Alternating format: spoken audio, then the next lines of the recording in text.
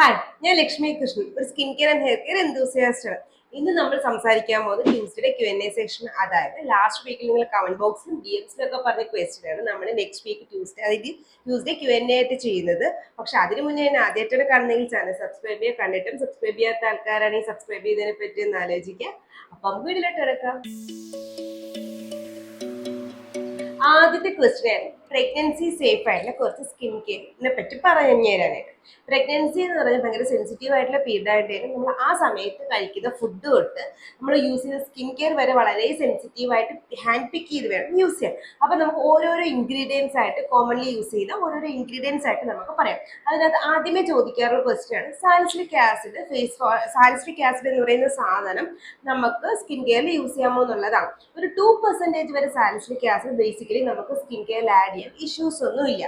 പക്ഷേ ഇപ്പൊ നിങ്ങൾ കുറച്ച് ഓയിലി സ്കിൻ ആണെങ്കിൽ നിങ്ങൾ എന്ത് ചെയ്യണമെന്ന് വെച്ചാൽ ഒരു salicylic acid face wash skin കെയറിൽ ആഡ് ചെയ്യുന്നതായിരിക്കും ഏറ്റവും ബെസ്റ്റ്. അതുപോലെ നിങ്ങളുടെ ഓയിലിന് ആക്നെ പ്രോൺ ഒക്കെ ആണ്, പിന്നെ മാത്രമല്ല പ്രഗ്നൻസിയുടെ സമയത്ത് നമുക്ക് മോക്കുരൊക്കെ വരാനുള്ള ചാൻസ് ഉള്ള ആൾക്കാരാണെങ്കിൽ നിങ്ങൾക്ക് salicylic acid face wash use ചെയ്യാൻ ഇഷ്യൂസ് ഒന്നുമില്ല. പിന്നെ നിങ്ങൾക്ക് 2% സിറം യൂസ് ചെയ്താൽ കുഴപ്പമില്ല. പക്ഷെ പേഴ്സണലി ഞാൻ പറയും അതിനേക്കാളും നല്ലത് നമുക്ക് 1% ടോണേഴ്സ് വാങ്ങിക്കാൻ കിട്ടും ഡെർമാടച്ചിൽ. അതുപോലെ തന്നെ ഫോർമുലാർ എക്സിലും ഒക്കെ 1% സാലിസിലിക് ആസിഡ് ടോണേഴ്സ് അവൈലബിൾ ആണ്. അതിന്റെ കൂടെ തന്നെ 6% ഗ്ലൈക്കോളിക് ആസിഡ് അവൈലബിൾ ആണ്. അപ്പൊ നമുക്ക് ഡെയിലി നമുക്ക് ഈ ഒരു ഫേസ് വാഷ് യൂസ് ചെയ്തിട്ട് വീക്കിലി വൺസോ ടോയ്സോ ഈ ടോണേഴ്സ് നൈറ്റ്ലി യൂസ് ചെയ്ത് കഴിഞ്ഞാൽ ഒരു പരിധിവരെ നമുക്ക് ഓയിൽനെസ് കൺട്രോൾ ചെയ്യാം. പിന്നെ അടുത്ത ഫംഗ്ഷൻ എന്താണ് ഈ ടോണേഴ്സിന് ഞാൻ അടുത്ത ഇൻഗ്രീഡിയന്റിനെ പറ്റി പറയുമ്പോൾ മനസ്സിലാവും. പിന്നെ സാലിസിലിക് ആസിഡ് എന്ന് പറയുന്നത് നമ്മൾ BHA ആണ്, അതായത് ബീറ്റ ഹൈഡ്രോക്സി ആസിഡ്. ഓയിൽസിനെ ലവ് ചെയ്യുന്ന ഒരു ഹൈഡ്രോക്സി ആസിഡ് ആയതുകൊണ്ടാണ് salicylic acid oily acne prone സ്കിൻകാർക്ക് നല്ലത് എന്ന് പറയുന്നത്. രണ്ടാമത്തെ ഇൻഗ്രീഡിയന്റ് ആണ് ഗ്ലൈക്കോളിക് ആസിഡ്. നമുക്ക് പ്രഗ്നൻസിയുടെ സമയത്ത് ഒരു ഹൈപ്പർ പിഗ്മെന്റേഷൻ വരാനുള്ള ചാൻസ് കൂടുതലാണ്. അതിനെ നമ്മൾ പ്രഗ്നൻസി മാസ്ക് എന്ന് പറയുന്നത്. അതുകൊണ്ട് തന്നെ ആ സമയത്ത് നമുക്ക് യൂസ് ചെയ്യാൻ പറ്റുന്ന ഒരു ഇൻഗ്രീഡിയന്റ് ആണ് ഗ്ലൈക്കോളിക് ആസിഡ്. പക്ഷേ ഗ്ലൈക്കോളിക് ആസിഡ് 6% മുകളിലോട്ട് നമ്മൾ പ്രഗ്നൻസിയുടെ സമയത്ത് യൂസ് ചെയ്യാറില്ല. അപ്പൊ 6% ഗ്ലൈക്കോളിക് ആസിഡ് സിറംസോ അതല്ലെങ്കിൽ ടോണേഴ്സ്, അതായത് ഞാൻ നേരത്തെ പറഞ്ഞ ടോണേഴ്സ് നമുക്ക് പ്രഗ്നൻസിയുടെ സമയത്ത് യൂസ് ചെയ്യാൻ പറ്റും. 6 to 7% നമുക്ക് പ്രഗ്നൻസിയുടെ സമയത്ത് യൂസ് ചെയ്യാവുന്നതുകൊണ്ട് തന്നെ ഞാൻ നേരത്തെ പറഞ്ഞ ടോണേഴ്സ് നിങ്ങൾക്ക് ഇവിടെ യൂസ് ചെയ്യാം. ഇത് പക്ഷെ എപ്പോഴും ശ്രദ്ധിക്കേണ്ടത് നൈറ്റ് ടൈമിൽ മാത്രമേ യൂസ് ചെയ്യാൻ പാടുള്ളൂ.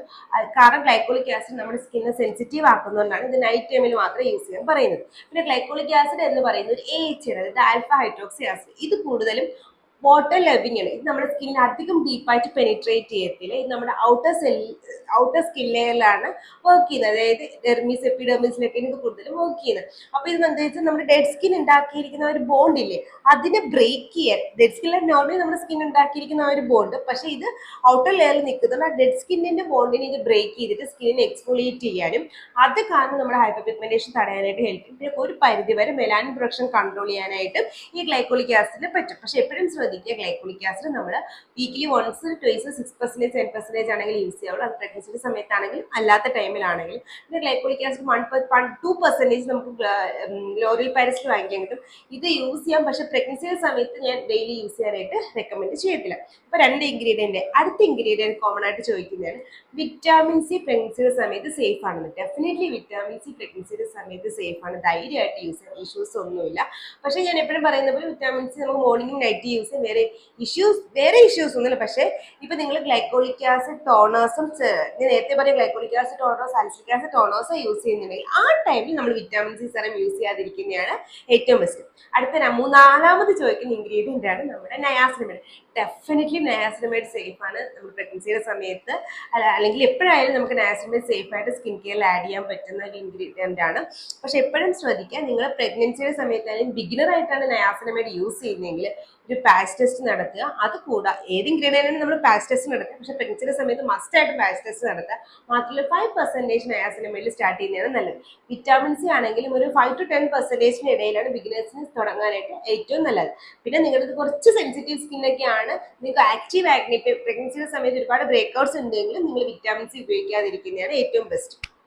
അടുത്ത ഇൻഗ്രീഡിയന്റ് ആണ് കോജിക് ആസിഡ്. കോജിക് ആസിഡ് പറയുന്നതിന് പിന്നെ ഞാൻ കുറച്ച് ഇൻഗ്രീഡിയൻസ് പറഞ്ഞു. കോജിക് acid, alpha arbutin, azelaic acid, tranexamic acid, ഇത് 4 നമ്മൾ ടൈറോസിനേസ് ഇൻഹിബിറ്റേഴ്സ് എന്നാണ് പറയുന്നത്. അതായത് നമ്മുടെ മെലാനിൻ പ്രൊഡക്ഷൻ കൺട്രോൾ ചെയ്യാനായിട്ട് നമ്മൾ യൂസ് ചെയ്യുന്ന ഇൻഗ്രീഡിയൻസ് ആണ് ഇത് 4. അപ്പൊ ഇത് 4 നമ്മൾ പ്രഗ്നൻസിയുടെ സമയത്ത് സേഫ് ആണ്. കാരണം പ്രഗ്നൻസിയുടെ സമയത്ത് ഞാൻ നേരത്തെ പറഞ്ഞ പോലെ ഒരു മാസ്ക് അല്ലെങ്കിൽ മെലാസ്മയൊക്കെ വരുന്നത് കാണാറുണ്ട്. അപ്പൊ ഇത് പോകാനായിട്ട് നമ്മൾ ഈ ഇൻഗ്രീഡിയൻസ് ഒക്കെ ഈ സ്കിൻ കെയറിൽ യൂസ് ചെയ്യാറുണ്ട്. പക്ഷെ പ്രഗ്നൻസിയുടെ സമയത്ത് ഇത് യൂസ് ചെയ്യാൻ പാടുണ്ടോ? ഡെഫിനറ്റ്ലി ഡെഫിനറ്റ്ലി പാടില്ല. കോജിക് ആസിഡ് ആയാലും ട്രാൻഎക്സാമിക് ആസിഡ് ആയാലും ആൽഫ ആർബിറ്റിൻ ആയാലും നമ്മൾ പ്രഗ്നൻസിയുടെ സമയത്ത് തീരെ ഉപയോഗിക്കാത്ത സാധനമാണ്. ആ പ്രഗ്നൻസിയുടെ സമയത്ത് മാർക്സ് മാറാൻ നമുക്ക് ഡെയിലി യൂസ് ചെയ്യാൻ പറ്റുന്ന ഇൻഗ്രീഡിയന്റ് ഏതാണ്? Azelaic acid. അസലിക് ആസിഡ് നമ്മുടെ ബ്ലെമിഷസ്, അതുപോലെ ഹൈപ്പർ പിഗ്മെന്റേഷൻ, പ്രഗ്നൻസിയുടെ സമയത്ത് വരുന്ന ഹൈപ്പർ പിഗ്മെന്റേഷൻ, പ്രഗ്നൻസിയിലല്ല അല്ലാതെയൊക്കെ വരുന്ന ഹൈപ്പർ പിഗ്മെന്റേഷൻ മാറ്റാനായിട്ട് ഹെൽപ്പ് ചെയ്യും. അതുകൂടാതെ തന്നെ അസലിക് ആസിഡ് ഒരു ആന്റി ബാക്ടീരിയൽ പ്രോപ്പർട്ടി ഉണ്ട്. അപ്പൊ അത് കാരണം നമ്മുടെ മുഖത്ത് വരുന്ന മൂക്കുരുവിനെ തടയാനായിട്ടും അസലിക് ആസിഡ് ഹെൽപ്പ് ചെയ്യും. പ്രഗ്നൻസിയുടെ സമയത്ത് ഹൈപ്പർ പിഗ്മെന്റേഷൻ മാറ്റാൻ 2 ഇൻഗ്രീഡിയൻസ് ആണ് നല്ലത്. ഒന്ന് ഗ്ലൈക്കോളിക് ആസിഡ്, അത് വീക്കിലി യൂസ് ചെയ്യാനാണ് നല്ലത്. ഡെയിലി യൂസ് ചെയ്യാനായിട്ട് നല്ലത് അസലിക് ആസിഡ് ആണ്. അപ്പൊ മോക്കുരുവിന്റെ കാര്യം പറഞ്ഞപ്പോഴാണ് എല്ലാവരും ചോദിക്കുന്നത്, പ്രഗ്നൻസിയുടെ സമയത്ത് മോക്കുരു വരുമ്പോൾ ബെൻസോയിൽ പെറോക്സൈഡ് എന്ന് പറയുന്ന ഇൻഗ്രീഡിയന്റ് യൂസ് ചെയ്യാൻ പറ്റുമോ എന്നുള്ളത്. ബെൻസോയിൽ പെറോക്സൈഡ് നോർമലി നമ്മൾ ഒരു ആന്റി ബാക്ടീരിയൽ ആയിട്ട് യൂസ് ചെയ്യുന്ന സാധനമാണ്. പക്ഷേ പ്രഗ്നൻസിയുടെ സമയത്ത് നമ്മൾ ഒരുപാട് ആന്റിബയോട്ടിക്സ് നിർത്തുന്നത് പോലെ ബെൻസോയിൽ പെറോക്സൈഡ് നമ്മൾ യൂസ് ചെയ്യാറില്ല. അപ്പൊ പ്രഗ്നൻസിയുടെ സമയത്ത് പിമ്പിൾസ് വരുന്നുണ്ടെങ്കിൽ സാലിസിലിക് ആസിഡ് ഫേസ് വാഷിലോ ടോണേഴ്സിലോ അല്ലെങ്കിൽ അസലിക് ആസിഡിലോ നിങ്ങൾക്ക് അത് കൺട്രോൾ ആവുന്നില്ല എന്ന് തോന്നുന്നുണ്ടെങ്കിൽ മസ്റ്റായിട്ടും ഡെർമറ്റോളജിസ്റ്റിനെ കാണുന്നതാണ് നല്ലത്. പിന്നെ ഇൻ ജനറൽ നിങ്ങൾ എന്തെങ്കിലുമൊക്കെ പ്രൊഡക്ട്സ് ന്യൂ ആയിട്ട് യൂസ് ചെയ്യുമ്പോൾ ഡോക്ടറോടൊന്ന് ഇൻഫോം ചെയ്യുന്നത് ബെസ്റ്റ് ആയിരിക്കും. ഈ അടുത്ത ഇൻഗ്രീഡിയൻ്റ് ആണ് ആന്റി ഏജിങ്ങിന് വേണ്ടി നമ്മൾ യൂസ് ചെയ്യുന്ന റെറ്റിനോൾ, ട്രെറ്റിനോൾ എന്നൊക്കെ പറയുന്ന സാധനങ്ങൾ. ഇതൊന്നും പ്രഗ്നൻസിയുടെ സമയത്ത് യൂസ് ചെയ്യാനേ പാടില്ല. ഇപ്പം നമ്മൾ വിറ്റാമിൻ എ, ഇത് രണ്ടും വിറ്റാമിൻ എയുടെ അണ്ടർ വരുന്നതാണെന്ന് എല്ലാവർക്കും അറിയാമല്ലോ. അപ്പൊ അതുകൊണ്ട് തന്നെ നമ്മൾ പ്രഗ്നൻസിയുടെ സമയത്ത് ഇത് പ്രഗ്നൻസിയുടെ സമയത്ത് വിറ്റാമിൻ എ ടാബ്ലറ്റ്സ് പോലും അധികം റെക്കമെൻഡ് ചെയ്യാറില്ല ഡോക്ടേഴ്സ്. അതുകൊണ്ട് തന്നെ നമ്മൾ ഇങ്ങനത്തെ സാധനങ്ങളൊന്നും സ്കിൻ കെയറിൽ ഈ ഒരു ടൈമിൽ യൂസ് ചെയ്യത്തില്ല. അപ്പം നിങ്ങൾക്ക് ഇപ്പോൾ എല്ലാവരും ചെയ്യും. അങ്ങനെയാണ് ഇപ്പൊ ബേസിക്കലി ഇപ്പൊ എല്ലാവരും സ്കിൻ കെയർ ചെയ്യുന്നത് ചോദിക്കുന്നതിന് ഫൈനാൻസ് റിങ്കിൾസും ഒക്കെ മാറ്റാനായിട്ട്. അപ്പൊ നമുക്ക് എന്ത് ആൾട്ടർനേറ്റീവ് ആയിട്ട് യൂസ് ചെയ്യും?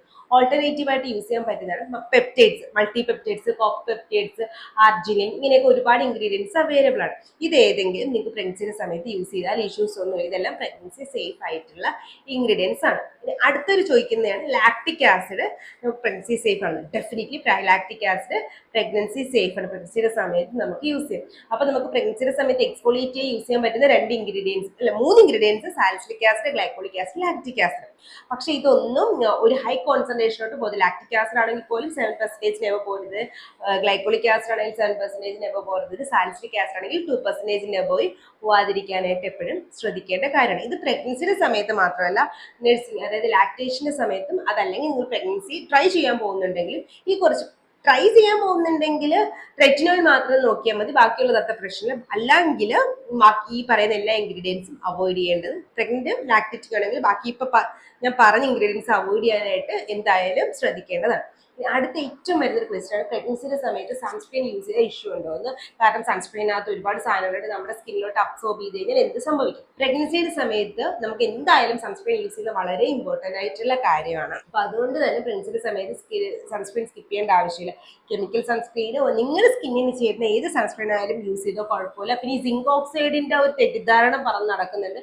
നമ്മൾ കുഞ്ഞുങ്ങൾക്ക് ഉപയോഗിക്കുന്ന ഡയപ്പർ ക്രീമിൽ വരെ സിങ്ക് ഓക്സൈഡ് ആണ് യൂസ് ചെയ്യുന്നത്. സിങ്ക് ഓക്സൈഡ് ഈസ് സേഫ് ആയിട്ടുള്ള ഒരു ഇൻഗ്രീഡിയൻ്റ് ആണ്, ഇഷ്യൂസ് ഒന്നുമില്ല. സിങ്ക് ഓക്സൈഡ് അടങ്ങിയ സൺസ്ക്രീൻ, അതായത് മിനറൽ സൺസ്ക്രീൻ യൂസ് ചെയ്യുമ്പോൾ നമ്മൾ ബ്ലഡ് സ്ട്രീമിലോട്ട് അധികമായിട്ട് അബ്സോർബ് ആവുന്ന സാധനമല്ല. ഇനി അടുത്ത എല്ലാവരും ചിലപ്പോൾ ചെയ്തിട്ടുള്ളതും ചെയ്യാൻ ചാൻസ് ഉള്ളതുമാണ്, നമ്മൾ ഈ പ്രഗ്നൻസിയുടെ സമയത്ത് നമ്മുടെ ബംസ് വരുമ്പോഴത്തേക്ക് അവിടെ സ്ട്രെച്ച് മാർക്സ് വരാതിരിക്കാൻ നമ്മൾ ഓയിൽസ്, മോയ്സ്ചറൈസേഴ്സ് ഒക്കെ ആഡ് ചെയ്യും. പ്രത്യേകിച്ചും സ്ട്രെച്ച് മാർക്ക് വരാതിരിക്കാൻ റെട്രോൾസർ യൂസ് ചെയ്യും. ഇത് യൂസ് ചെയ്ത് ഞാൻ ഓൾറെഡി പറഞ്ഞു. പിന്നെ നമ്മൾ യൂസ് ചെയ്യുന്ന ഒരു കോമൺ ആയിട്ട് കാണുന്ന ഒരു സാധനമാണ്, ഞാൻ ഒരുപാട് പേര് യൂസ് കണ്ടിട്ടുള്ളതാണ്. അന്ന് ഞാനും വിചാരിച്ചിട്ടുണ്ട് എനിക്കും ഈ ഓയിൽ, ഞാനും ആ സ്പ്രെങ്ങിൻ്റെ ഒക്കെ ആകുമ്പോൾ ഞാൻ ഈ ഓയിൽ യൂസ് ചെയ്തു, ഡെഫിനറ്റ്ലി യൂസ് ചെയ്തത്. അതാണ് നമ്മുടെ ബയോ ഓയിൽ. കാരണം ഒന്ന്, അതിനകത്തുള്ള ഒരു ഇൻഗ്രീഡിയന്റ് പോലും സ്ട്രെച്ച് മാർക്സ് സ്ട്രെച്ച് മാർക്ക് മാറും എന്നുള്ളതല്ല. ഇൻ കേസ് നിങ്ങൾക്ക് ഇത് യൂസ് ചെയ്തിട്ട് സ്ട്രെച്ച് മാർക്സ് വന്നിട്ടില്ല എന്നുണ്ടെങ്കിൽ അതിനകത്തുള്ള ഓയിൽ കണ്ടന്റ് ആണ്. അത് നിങ്ങളിപ്പോൾ ബയോ ഓയിൽ അല്ല, നിങ്ങൾ നോർമൽ കോക്കനട്ട് ഓയിൽ യൂസ് ചെയ്തിട്ടുണ്ടെങ്കിൽ നിങ്ങൾക്ക് ഒരിക്കലും സ്ട്രെച്ച് മാർക്സ് വരാൻ പോകുന്നില്ല. ഞാൻ എന്തുകൊണ്ട് ബയോ ഓയിൽ യൂസ് ചെയ്യരുത് എന്ന് പറയുന്നതെന്ന് വെച്ചാൽ അതിന്റെ ഇൻഗ്രീഡിയൻ ലിസ്റ്റ് ഒന്ന് നോക്കിക്കഴിഞ്ഞാൽ അതെല്ലാം എസെൻഷ്യൽ ഓയിൽസും ഫ്രാഗ്രൻസും റെറ്റിനോൾസും അടങ്ങിയതാണ്. ഇത് നമ്മുടെ പ്രഗ്നൻസിയുടെ സമയത്ത് തീരെ സേഫ് അല്ല.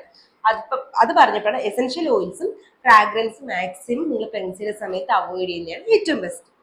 പ്രഗ്നൻസി റിലേറ്റഡ് ആയിട്ടുള്ള സ്കിൻ കെയർ ഡൗട്ട്സ് മനസ്സിലായി, നിങ്ങളെ ക്വസ്റ്റ്യൻസ് ഒക്കെ ഒരുവിധം കംപ്ലീറ്റ് ആയി എന്ന് ഞാൻ വിചാരിക്കുന്നു. ഇനിയും എന്തെങ്കിലും ഡൗട്ട്സ് ഞാൻ സ്കിപ്പാക്കി എന്ന് തോന്നുന്നുണ്ടെങ്കിൽ കമന്റ് ബോക്സിൽ പറഞ്ഞാൽ മതി. നമുക്ക് Q&A ആയിട്ടോ അതല്ലെങ്കിൽ ഷോർട്സിലോ അല്ലെങ്കിൽ കമന്റ് ബോക്സിൽ തന്നെ തീർക്കാവുന്നതാണ്. അപ്പോൾ നമുക്ക് നെക്സ്റ്റ് ക്വസ്റ്റ്യനിലോട്ട് പോകാം. രണ്ടാമത്തെ ക്വസ്റ്റ്യൻ ഫേസിൽ വരുന്ന ഡിസ്കളറേഷനെ പറ്റി. നമ്മുടെ ഫേസിൽ ഒരുപാട് റീസൺസ് കാരണം ഡിസ്കളറേഷൻ വരാം. ഒന്നാമത്തതായിട്ട് വരുന്നതെന്ന് വെച്ചാൽ നമ്മുടെ നോർമൽ റീസൺ ആണ് ടാനിങ്, അതായത് സൺ ഡാമേജ് കാരണം ഉണ്ടാകുന്ന ഡിസ്കളറേഷൻ. രണ്ടാമത്തെ റീസൺ ആണ് മെലാസ്മ. അതൊരു പെർട്ടിക്കുലർ ഏജ് ഗ്രൂപ്പിന് എബോ ഉള്ള സ്ത്രീകൾക്ക് കുറച്ച് പുരുഷന്മാർക്കും വരുന്ന ഒരു കണ്ടീഷനാണ്. അടുത്ത മൂന്നാമത്തതാണ് നമുക്ക് എന്തെങ്കിലും വിറ്റാമിൻ ഡി അതല്ലെങ്കിൽ അയൺ ഡെഫിഷ്യൻസി ഉണ്ടെങ്കിൽ നമ്മുടെ മൗത്തിന് അറൗണ്ടും ഒരു ഡിസ്കളറേഷൻ വരാൻ ചാൻസ് കൂടുതലാണ്. നാലാമത്തെ കണ്ടീഷനാണ് നിങ്ങൾക്ക് ലിപ് ലിക്കിംഗ് ഒക്കെ ഉണ്ടെങ്കിൽ മൗത്തിന്റെ അറൗണ്ടിൽ ഡിസ്കളറേഷൻ വരാം. അഞ്ചാമത്തെ കണ്ടീഷനാണ് നിങ്ങൾ യൂസ് ചെയ്യുന്ന ഹെയർ പ്രൊഡക്ട്സ് കാരണം അതല്ലെങ്കിൽ എന്തെങ്കിലുമൊക്കെ ഡെഫിഷ്യൻസി മെലാസ്മ കാരണം നമ്മൾ ഈ ഫോർഹെഡ്സിന്റെ സൈഡിൽ ഹൈപ്പർ പിഗ്മെന്റേഷൻ അല്ലെങ്കിൽ ഡിസ്കളറേഷൻ വരുന്നത്. ഇതിനെ പറ്റിയിട്ട് നമ്മൾ ഈ ഫോർഹെഡിലുള്ള പിഗ്മെന്റേഷനെ പറ്റി നമ്മൾ റീസെന്റ് തന്നെ ഒരു വീഡിയോ ഞാൻ ചെയ്തിട്ടുണ്ടായിരുന്നു, ഐക്കാർഡിൽ കൊടുക്കാം. അപ്പൊ അതൊന്ന് കണ്ടു നോക്കാം. അതിനെപ്പറ്റി ഞാൻ ഡീറ്റെയിൽ ആയിട്ട് ഞാൻ പറയുന്നില്ല. ഇനി ബാക്കിയുള്ളതിലോട്ട് പോവുകയാണെന്നുണ്ടെങ്കിൽ നമ്മൾ ഇപ്പം ഒരുപാട് പ്രാവശ്യം ഇതൊക്കെ പറഞ്ഞിട്ടുള്ളതാണ്, എന്നാലും ഒന്നുകൂടെ പറഞ്ഞുതരാം. നമ്മൾ കോമൺലി ഇപ്പൊ നിങ്ങൾക്ക് മെലാസ്മ അതായത് ബ്രൗൺ അല്ലെങ്കിൽ ഒരു ഗ്രേഷ് കളർ പാച്ചസ് ഫേസിൽ വരുന്നതിനാണ് നമ്മൾ മെലാസ്മ എന്ന് വരുന്നത്. സ്ട്രെസ് കാരണം, ഹോർമോണൽ ഡെഫിഷ്യൻസീസ്, ഹോർമോണൽ ചേഞ്ചസ് കാരണം, അതല്ലാന്നുണ്ടെങ്കിലും നമ്മുടെ ഒരുപാട് എന്താ പറയുന്നത് ചൂടടിക്കുന്ന കാരണമൊക്കെയാണ് കൂടുതലായിട്ടും വരുന്നത്. ഇത് വരുമ്പോൾ നമ്മൾ ഈ കോമൺ ആയിട്ട് യൂസ് ചെയ്യുന്ന ഒരു സ്കിൻ കെയർ ഇൻഗ്രീഡിയന്റ് ഏതാണെന്ന് വെച്ചാൽ കോജിക് ആസിഡ്. അടുത്ത ടാനിങ് ആണെങ്കിൽ നമ്മൾ യൂസ് ചെയ്യുന്നതാണ് ആൽഫ ആർബിറ്റിൻ. പിന്നെ വിറ്റാമിൻ ഡെഫിഷ്യൻസി ആണെങ്കിൽ മസ്റ്റ് ആയിട്ടും നിങ്ങൾ ഏതാണോ വിറ്റാമിൻ ഡെഫിഷ്യൻസി എന്ന് മനസ്സിലാക്കുക, അതിൻ്റെ കൂടെ നിങ്ങൾ കോജിക് ആസിഡ് യൂസ് ചെയ്താൽ മതി. അല്ല ചെറിയ കുത്തുകളാണ് ഇല്ലെങ്കിൽ നിങ്ങൾക്ക് ട്രാൻഎക്സാമിക് ആസിഡ് യൂസ് ചെയ്യാം. അതല്ല മോക്കൂരു വിത്ത് പിഗ്മെന്റേഷനും ആണെങ്കിൽ അല്ല ടീനേജേഴ്സ് ഒരു 20 എബോക്കെ ആണെങ്കിൽ നിങ്ങൾക്ക് അസലിക് ആസിഡ് വേണമെങ്കിൽ ട്രൈ ചെയ്യാം. ഇത്രയും ഓൾറെഡി ഉണ്ട്. ഇതിൻ്റെ കൂടെ നിങ്ങൾ മസ്റ്റ് ആയിട്ട് എല്ലാ ഡിസ്കളറേഷൻകാരും മസ്റ്റ് ആയിട്ട് യൂസ് ചെയ്യേണ്ട സാധനമാണ് ഗ്ലൈക്കോളിക് ആസിഡ്. ഇതൊരു എക്സ്ഫോളിയേറ്റിംഗ് ഏജന്റ് ആണ്, അതായത് ഒരു ഏജ് ആൽഫ ഹൈഡ്രോക്സി ആസിഡ് എന്ന് പറയും. ഇതുള്ള പിഗ്മെന്റേഷൻ വരുന്നത് തടയാനായിട്ട് ഹെൽപ്പ് ചെയ്യും. അതിൻ്റെ കൂടെ തന്നെ നമ്മുടെ സ്കിൻ എക്സ്ഫോളിയേറ്റ് ചെയ്യാൻ ഹെൽപ്പ് ചെയ്യും. അകത്തുനിന്നും പുറത്തുനിന്നും പിഗ്മെന്റേഷൻ തടയാനായിട്ട് ഗ്ലൈക്കോളിക് ആസിഡ് ഹെൽപ്പ് ചെയ്യും. 6 to 7% ആണ് നമ്മൾ നോർമലി ഫേസിൽ യൂസ് ചെയ്യുന്നത്. അത് മാത്രമല്ല ഇതിപ്പോഴും നൈറ്റിൽ വേണം യൂസ് ചെയ്യാൻ. യൂസ് ചെയ്തതിനു ശേഷം നെക്സ്റ്റ് മസ്റ്റ് ആയിട്ട് നിങ്ങൾ സൺസ്ക്രീൻ ഫോളോ അപ്പ് ചെയ്യണം. സൺസ്ക്രീനിന്റെ കാര്യം പറഞ്ഞപ്പോഴാണ് എന്ത് ഫേഷ്യൽ ഡിസ്കളറേഷൻ ഉണ്ടെങ്കിലും അതിന് പ്രോൺ ആണെങ്കിൽ അതായത് നിങ്ങൾക്ക് വരാൻ ചാൻസ് ഉണ്ട് എന്നുണ്ടെങ്കിലും മസ്റ്റ് ആയിട്ടും സൺസ്ക്രീൻ ഫോളോ അപ്പ് ചെയ്യാനായിട്ട് മറക്കരുത്. അപ്പൊ ഇത്രയാണ് ഫേഷ്യൽ ഡിസ്കളറേഷനെ പറ്റി പറഞ്ഞത്. ഇതിന് ഓരോന്നിനെ പറ്റി നമ്മൾ ഓൾറെഡി ഡീറ്റെയിൽഡ് മെലാസ്മയെ പറ്റിയൊക്കെ ഡീറ്റെയിൽ ആയിട്ട് വീഡിയോ ചെയ്തിട്ടുണ്ട്. അതിന്റെ പ്ലേലിസ്റ്റ് തന്നെയുണ്ട്. ഞാൻ ഹൈപ്പർ പിഗ്മെന്റേഷൻ ഞാൻ അത് വീഡിയോ കൊടുക്കാം. അതും കൂടെ ഒന്ന് കണ്ടു നോക്കിയിട്ട് നിങ്ങൾക്ക് എന്തെങ്കിലും ഡൗട്ട്സ് ഉണ്ടെങ്കിൽ കമന്റ് ബോക്സിൽ ചോദിക്കാനായിട്ട് മറക്കരുത്. അപ്പൊ നമുക്ക് ഫേഷ്യൽ ഡിസ്കളറേഷൻ ഉണ്ടെങ്കിൽ ഏറ്റവും ഇമ്പോർട്ടൻ്റ് ആയിട്ട് യൂസ് ചെയ്യുന്ന ingredients കോജിക് acid, tranexamic acid, alpha arbutin അതല്ലെങ്കിൽ അസലിക് ആസിഡ്. അപ്പൊ ഏറ്റവും ഇന്റൻസ് ആയിട്ടുള്ള ഹൈപ്പർ പിഗ്മെന്റേഷൻ ആണ് ഇല്ലെങ്കിൽ മെലാസ്മ പോലെയാണെങ്കിൽ കോജിക് ആസിഡ് ആണ് വർക്ക് ചെയ്യുന്നത്. ടാനിങ്ങേ ഉള്ളൂങ്കിൽ നിങ്ങൾക്ക് ആൽഫ ആർബിറ്റിൻ വർക്ക് ചെയ്യും. ചെറിയ കുത്തൊക്കെ അല്ലെങ്കിൽ ട്രാൻഎക്സാമിക് ആസിഡ് വർക്ക് ചെയ്യും. അതല്ല കുറച്ച് ഇന്റൻസിറ്റി നമ്മൾ ഒരു പരിധി കൂടുതൽ പിഗ്മെന്റേഷൻ ഉണ്ട് എന്നുണ്ടെങ്കിലും പ്രഗ്നൻസിയുടെ സമയത്തൊക്കെയാണ് വരുന്നതെങ്കിൽ നിങ്ങൾക്ക് ഏറ്റവും നല്ലത് അസലിക് ആസിഡ് ആണ്. പക്ഷെ ഒരിക്കലും glycolic acid weekly 1 or 2 use ചെയ്യാൻ മറക്കരുത്. സൺസ്ക്രീനിങ് സ്കിപ്പ് ചെയ്യാനായിട്ട് പാടില്ല. ഇനി നമുക്ക് മൂന്നാമത്തെ ക്വസ്റ്റ്യനിലോട്ട് പോകാം. അടുത്ത ക്വസ്റ്റ്യൻ ആണ് സ്കിൻ ഷൈൻ എന്ന് പറയുന്ന ആ ഒരു പ്രൊഡക്റ്റിനെ ഫുൾ ഒന്ന് റിവ്യൂ ചെയ്യുമെന്ന് ചോദിച്ചു. ഡെഫിനറ്റ്ലി ഞാൻ അതിൻ്റെ മുഖത്ത് യൂസ് ചെയ്യാൻ പോകുന്നില്ല. കാരണം അത് ഹൈപ്പർ പിഗ്മെന്റേഷന് വേണ്ടി ഡോക്ടർ പ്രിസ്ക്രൈബ് ചെയ്യുന്ന ഒരു ക്രീമാണ്. പക്ഷെ അതിൻ്റെ ഇൻഗ്രീഡിയൻസ് വെച്ചിട്ട് അത് എന്താണ് ചെയ്യുന്നതെന്നും അതെങ്ങനെയൊക്കെ നിങ്ങൾ അഫക്റ്റ് ചെയ്യാൻ ചാൻസ് ഉണ്ടെന്നും ഇൻഫാക്ട് അത് നിങ്ങൾ യൂസ് ചെയ്യുന്നുണ്ടെങ്കിൽ അതെങ്ങനെ സ്റ്റോപ്പ് ചെയ്യാമെന്നുള്ളതിനെ പറ്റി ഞാൻ പറഞ്ഞുതരാം. അതൊരിക്കലും ഡോക്ടർ പ്രിസ്ക്രിപ്ഷൻ ഇല്ലാണ്ട് യൂസ് ചെയ്യാൻ ഞാൻ അഡ്വൈസ് ചെയ്യത്തേ ഇല്ല. ഓക്കെ, ഇനി നമുക്ക് ഇൻഗ്രീഡിയൻസിലോട്ട് വന്നാൽ അതിനകത്ത് മെയിൻ ആയിട്ട് 3 ഇൻഗ്രീഡിയൻസ് ആണ് ഉള്ളത്.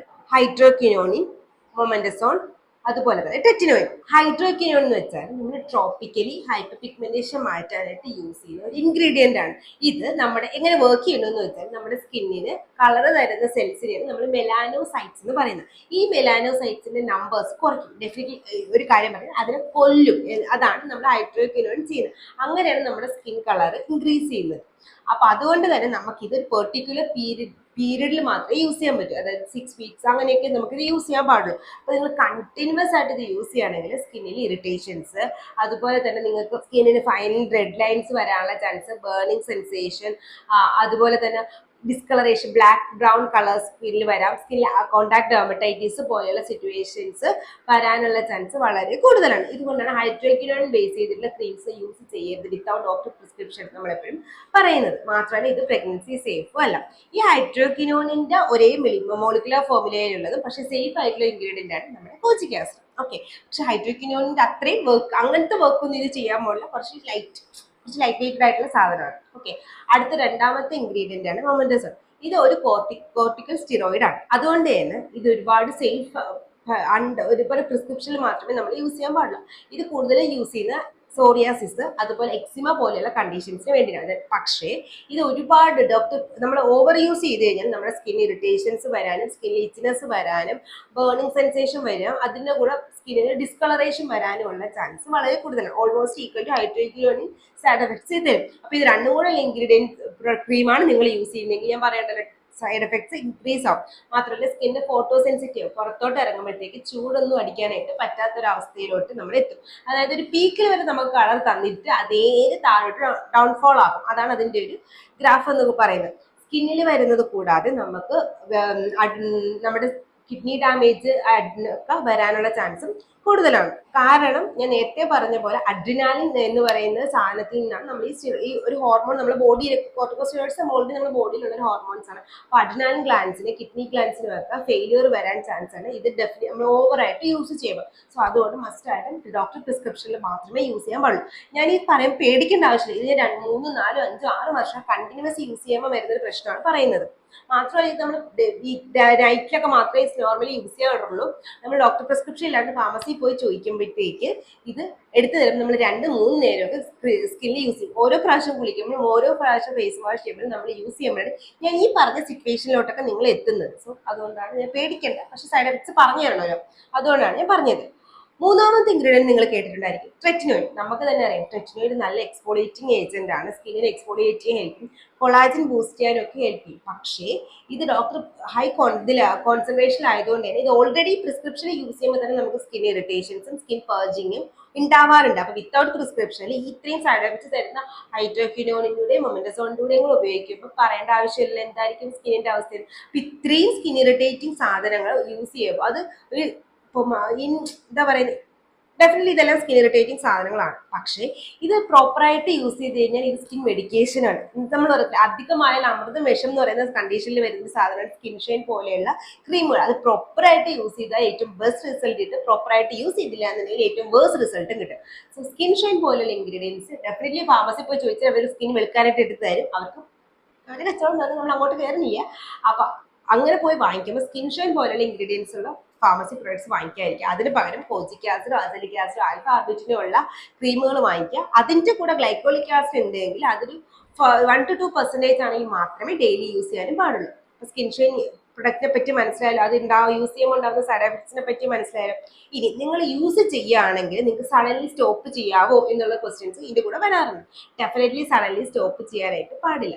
നമ്മൾ ഇങ്ങനത്തെ ക്രീംസ് യൂസ് ചെയ്യുമ്പോൾ പെട്ടെന്ന് സ്റ്റോപ്പ് ചെയ്താൽ പെട്ടെന്ന് നോക്കൂരി വരും. അപ്പോൾ നിങ്ങൾ ഫസ്റ്റ് നിങ്ങൾ ഡെയിലി 2 നേരം യൂസ് ചെയ്യുന്ന ആൾക്കാരാണെങ്കിൽ എല്ലാം നൈറ്റിലോട്ടും അത് ഷിഫ്റ്റ് ചെയ്യുക. അതിൻ്റെ കൂടെ സൺസ്ക്രീൻ യൂസ് ചെയ്യാനായിട്ട് ശ്രദ്ധിക്കുക. മോർണിംഗിൽ ഒരു നല്ല ക്ലെൻസറും മോയ്സ്ചറൈസറും നിങ്ങൾ സ്കിൻ ടൈപ്പിനനുസരിച്ചിട്ടുള്ളത് ഫോളോ ചെയ്യാനായിട്ട് ശ്രദ്ധിക്കുക. അതായത് ഒരു basic skin care routine follow ചെയ്യുക. അതിൻ്റെ കൂടെ ഈ പ്രൊഡക്റ്റും കംപ്ലീറ്റ്ലി നിർത്തുക. രാത്രി മാത്രം ആക്കാം. എന്നിട്ട് ഒരു 1 വീക്ക് അങ്ങനെ ചെയ്തിട്ട് നെക്സ്റ്റ് വീക്ക് ഓൾട്ടർനേറ്റ് നൈറ്റ്സിൽ യൂസ് ചെയ്യുക.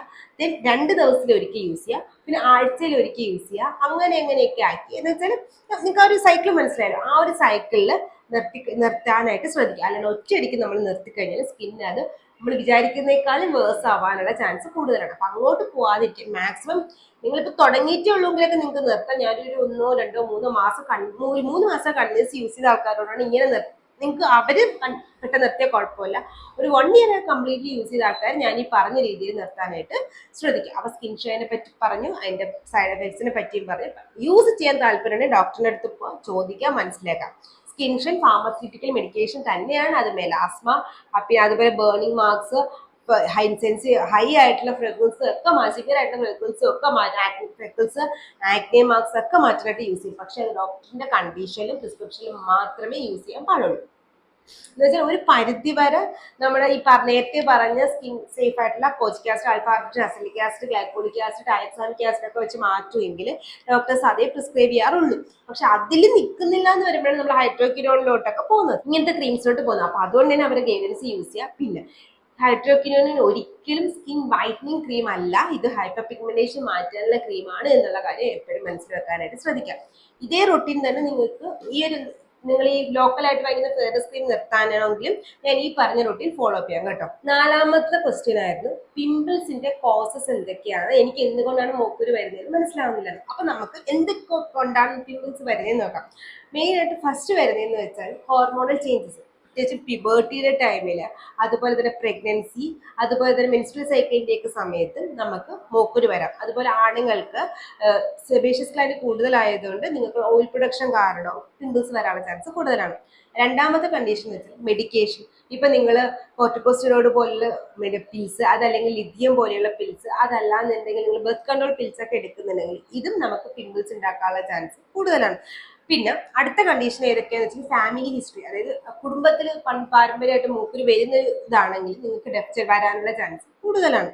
അടുത്ത കോസ് എന്താണെന്ന് ചോദിച്ചു കഴിഞ്ഞാൽ നമ്മുടെ ബാക്ടീരിയ, നമ്മുടെ പോസിൽ ബാക്ടീരിയ ഇൻഫെക്ഷൻ വന്നിട്ട് ഇൻഫ്ലമേഷൻ വരും. അത് കാരണം നമുക്ക് പിമ്പിൾസ് വരാനുള്ള ചാൻസ് കൂടുതലാണ്. പിന്നെ സ്വെറ്റും ഓയിൽനെസ്സും, ഓൾറെഡി ഓയിലി സ്കിൻ ആണെങ്കിലും അതിൻ്റെ കൂടെ നമ്മുടെ ഈ സ്വെറ്റ് ഒക്കെ വരത്തില്ല, നമ്മൾ വിയർപ്പും കൂടെ ഒക്കെ ഇരുന്ന് നമ്മുടെ പോസിനെ ക്ലോഗ് ആയിട്ട് അത് കാരണം നമുക്ക് മൂക്കുരു വരാം. അതിൻ്റെ കൂടെ വരുന്നതാണ് ഡെഡ് സ്കിൻസ്. ഓയിലും സ്വെറ്റും ഡെഡ് സ്കിന്നും നമുക്ക് പിമ്പിൾസ് വരാനുള്ള ചാൻസ് തരുന്ന സാധനങ്ങളാണ്. പിന്നെ അടുത്താണ് ഗ്രീസി പ്രൊഡക്ട്സ്, അതായത് നമ്മളിപ്പോൾ സ്കിൻ കെയർ മേക്കപ്പിലൊക്കെ നമ്മൾ യൂസ് ചെയ്യുമ്പോൾ ഓവർ ഗ്രീസി ആയിട്ട് പ്രൊഡക്ട്സ് യൂസ് ചെയ്യുകയാണെങ്കിൽ ഇത് നമ്മുടെ പോസ്റ്റിലോട്ട് പോയിരിക്കും. പ്രത്യേകിച്ചും കോക്കനട്ട് ഓയിലൊക്കെ ഉള്ള സാധനങ്ങൾ യൂസ് ചെയ്യുകയാണെന്നുണ്ടെങ്കിൽ ഇത് നമുക്ക് മൂക്കുരു വരാനുള്ള ചാൻസ് കൂടുതലാണ്. പിന്നെ നമ്മൾ ഫേസിൽ എന്തെങ്കിലും ഫേഷ്യൽ ഓയിൽസ് യൂസ് ചെയ്യുന്നെങ്കിൽ അത് കോമഡോജനിക് റേറ്റിംഗിൽ കൂടുതലാണ്. പ്രത്യേകിച്ച് കോക്കനട്ട് ഓയിൽസ് പോലുള്ള സാധനങ്ങൾ യൂസ് ചെയ്യുന്നെങ്കിൽ നിങ്ങൾക്ക് മൂക്കുരു വരാനുള്ള ചാൻസ് കൂടുതലാണ്. പിന്നെ അടുത്ത് നമ്മൾ ഓവറായിട്ട് ഫേസിൽ ടച്ച് ചെയ്യുന്നുണ്ടെങ്കിൽ നമ്മുടെ കയ്യിലുള്ള ബാക്ടീരിയാസ് പെട്ടെന്ന് ഫേസിൽ വരാനും അത് കാരണം മൂക്കുരു വരാനുള്ള ചാൻസ് കൂടുതലാണ്. പിന്നെ സ്കിൻ കെയർ ഹാബിറ്റ്സ്, അതായത് നിങ്ങളുടെ സ്കിൻ മേക്കപ്പ് ബ്രഷ് പ്രോപ്പറായിട്ട് കഴുകാത്തത്, മേക്കപ്പ് ടൂൾസ് പ്രോപ്പറായിട്ട് കഴുകാത്തത്, കൈ കഴുകാതെ സ്കിൻ കെയർ ചെയ്യുന്നത്, പില്ലോ കേസസ് പ്രോപ്പറായിട്ട് കഴുകാത്തത്, അതുപോലെ തന്നെ നമ്മൾ ഹെയർ ഫേസിൽ ടച്ച് ചെയ്യുന്നത്, ഇതെല്ലാം നമുക്ക് മൂക്കുരു വരാനുള്ള കാരണങ്ങളാണ്. നമ്മൾ മൂക്കുരുവിന് ട്രീറ്റ്മെന്റ് ചെയ്യുമ്പോൾ അതല്ലെങ്കിൽ നിങ്ങളുടെ സ്കിൻ കെയർ റൂട്ടീൻ ബേസിക്കലി ഒരു mild to moderate level pimples ഒക്കെ നമുക്ക് വീട്ടിൽ തന്നെ ബേസിക് സ്കിൻ കെയറിൽ ചെയ്യാൻ പറ്റും. അപ്പോൾ ഹോർമോൺ റിലേറ്റഡ്, മെഡിക്കേഷൻ റിലേറ്റഡ് അല്ലാന്നുണ്ടെങ്കിൽ. പക്ഷെ ഇതൊക്കെ മാറ്റണമെങ്കിൽ ഫസ്റ്റ് നിങ്ങൾ എന്തുകൊണ്ടാണ് പിമ്പിൾസ് വരുന്നതെന്ന് മനസ്സിലാക്കുക. അതിനുശേഷം അതിന് ബേസ് ചെയ്തിട്ടുള്ള റൊട്ടീൻസ് സെറ്റപ്പ് ചെയ്ത് കഴിഞ്ഞാൽ നമുക്ക് പിമ്പിൾസ് ഒരു പരിധി വരെ കൺട്രോൾ ചെയ്യാനായിട്ട് പറ്റും. അപ്പോൾ ഇന്നത്തെ Q&A നമ്മൾ മെയിനായിട്ട് പറഞ്ഞത് പ്രഗ്നൻസി സ്കിൻ കെയർ, ഫേഷ്യൽ വരുന്ന ഡിസ്കളറേഷൻ, പിന്നെ നമ്മുടെ സ്കിൻ ഷൈൻ ക്രീമിനെ പറ്റിയിട്ട്, പിന്നെ പിമ്പിൾസിന്റെ കോസ്, അതുപോലത്തെ എന്തെങ്കിലുമൊക്കെ സ്കിൻ കെയർ ഡൗട്ട്സ് ഉണ്ടെങ്കിൽ കമന്റ് ബോക്സിൽ പറയാം. ഈ ക്വസ്റ്റ്യൻസ് വേറെ ആർക്കെങ്കിലും യൂസ്ഫുൾ ആയിട്ട് തോന്നിക്കഴിഞ്ഞാൽ അവർക്ക് ഷെയർ ചെയ്യാനായിട്ട് മറക്കണ്ട. നിങ്ങൾക്ക് ഈ വീഡിയോ ഇഷ്ടപ്പെട്ട് കഴിഞ്ഞാൽ ചാനൽ സബ്സ്ക്രൈബ് ചെയ്യാനും മറക്കണ്ട. അപ്പോൾ ഇതുപോലത്തെ skin care and hair care video ആയിട്ടല്ലേ ട്യൂസ്ഡേ, തേഴ്സ്ഡേ, സൺഡേസിലും വരുന്നത്. It's Lakshmi signing off. Tata.